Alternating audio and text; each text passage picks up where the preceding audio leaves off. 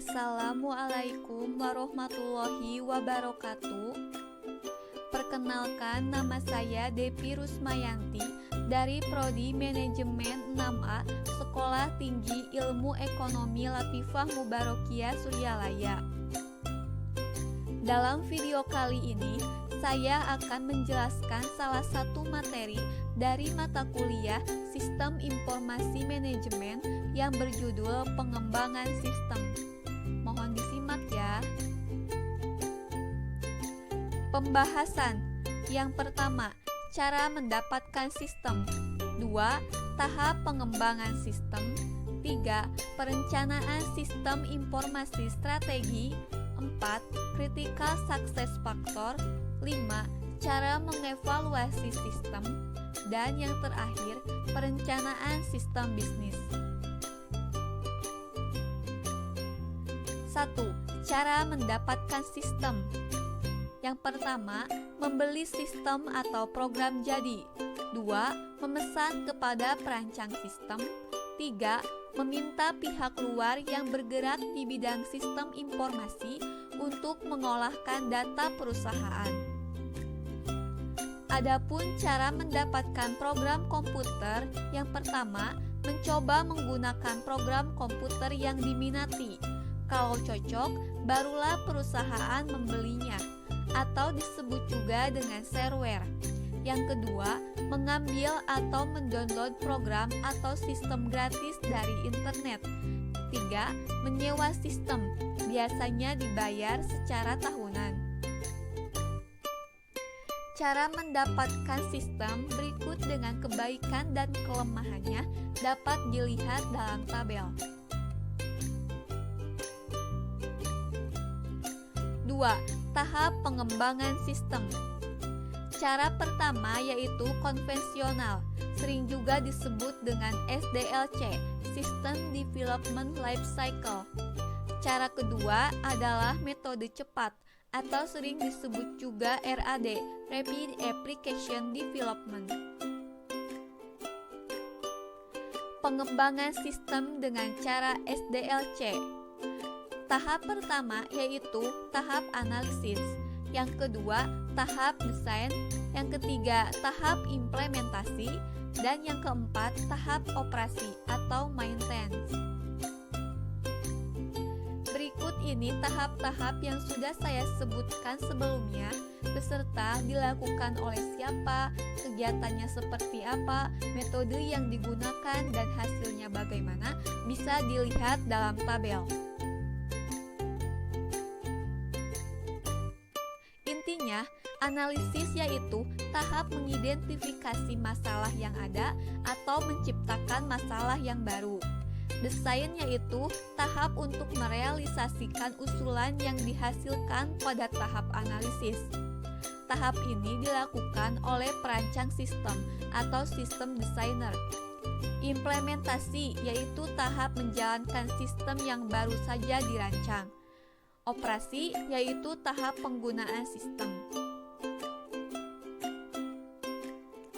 Ada 3 metode implementasi. Yang pertama, metode langsung.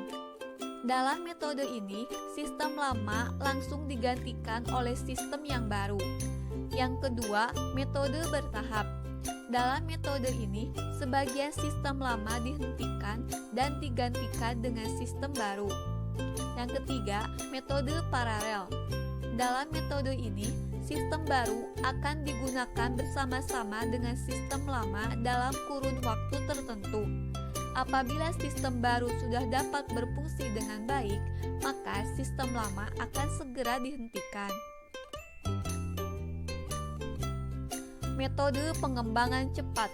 Yang pertama, prototype. 2. Pengembangan oleh pemakai akhir atau end user development. Yang ketiga, berbantuan case. 3. Perencanaan sistem informasi strategi.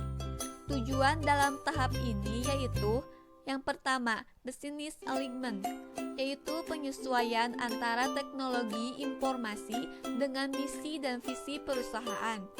Yang kedua, competitive advantage, yaitu menciptakan keunggulan bersaing dengan penerapan teknologi informasi.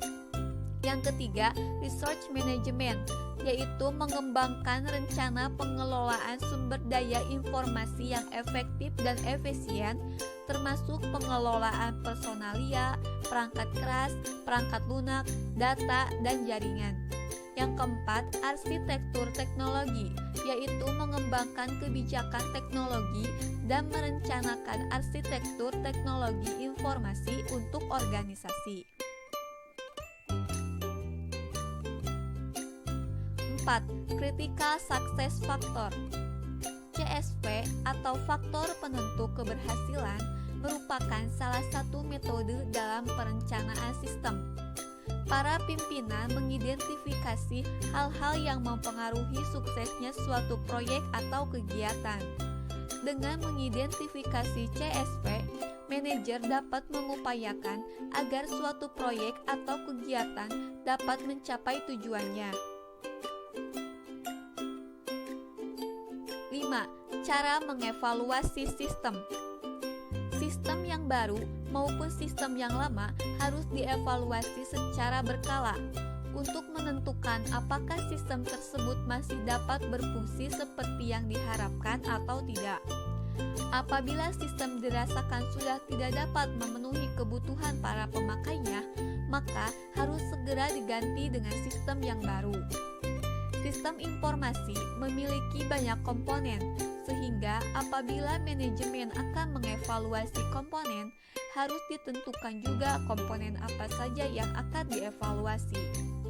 Tidak perlu semua komponen dievaluasi pada saat yang bersamaan. 6. Perencanaan sistem bisnis. Business System Planning atau BSP adalah pendekatan terstruktur untuk mengembangkan sistem informasi jangka menengah dan jangka panjang. Perencanaan top-down diperlukan untuk menentukan misi dan tujuan perusahaan dan dilakukan oleh para manajemen puncak. Sedangkan penerapan bottom-up diperlukan untuk menerapkan sistem dengan melibatkan para pemakai dan perancang sistem. Sekian materi yang dapat saya sampaikan. Semoga materi ini dapat berguna bagi kita semua. Dan terima kasih sudah menonton. Wassalamualaikum warahmatullahi wabarakatuh.